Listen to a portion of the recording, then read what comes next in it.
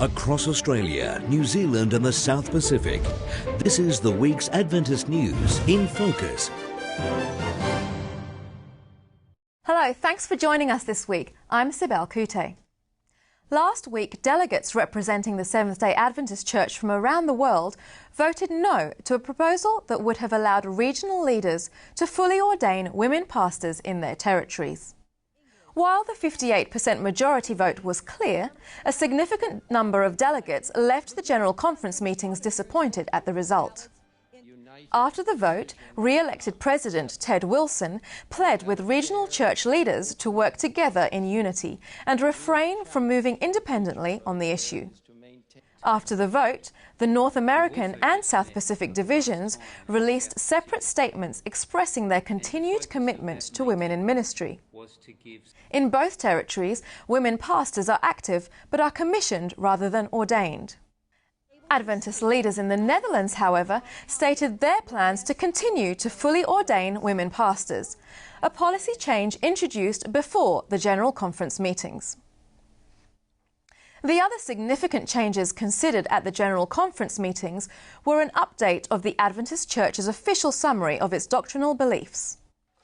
Church leaders were quick to point out that while they were recommending changes to the language of the 28 fundamental beliefs, the teachings had not changed.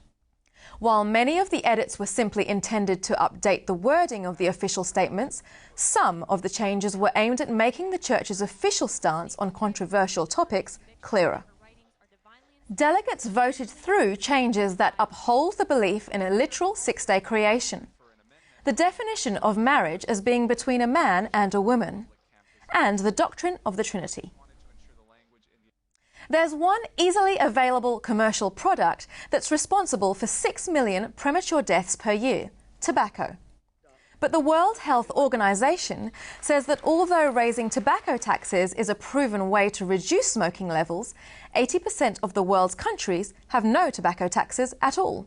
The WHO is encouraging governments to consider how they could reduce the burden on their health systems by implementing tobacco taxes of at least 75%, as well as increasing their revenue. The Seventh-day Adventist Church, which has promoted a tobacco-free lifestyle for 150 years, generally supports any measure that will reduce smoking levels. I think there's a lot that developing countries can learn from these experiences. Raising the tax is one of the best ways in which developing countries can go in controlling the use of tobacco. Because of the kindness of Australian supporters, one little girl from Papua New Guinea is looking at a much brighter future. Anitha's eyesight is so poor she would be considered legally blind in Australia. In a developing country like Papua New Guinea, she struggles to get the support she needs. But after charity organisation Operation Food for Life partnered with Sydney ophthalmology practice Personal Eyes, Anitha got the chance to travel to Australia with her carer to have her health needs thoroughly assessed. Anitha now has new glasses and her carers will be linked to health professionals back in Port Moresby who can make sure she gets the help she needs. For more Christian news stories around the world, as well as political commentary, lifestyle tips and inspirational interviews, check out the full half hour of Record in Focus. This week, The View from Canberra, Politics in Focus. Yeah, certainly the National Council of Churches Refugee Task Force has been active and I've had recent meetings with them and certainly share their concerns about these allegations of abuse. Who knew there were so many varieties of mushrooms? If you consume mushrooms on a regular basis as a woman, you reduce your risk of breast cancer by about half. And Edgar Lopez is enthusiastic about the expansion of Hope Channel. That's when I go on my knees and I pray and I say, Lord, we've got to produce 300 television programs. And guess what?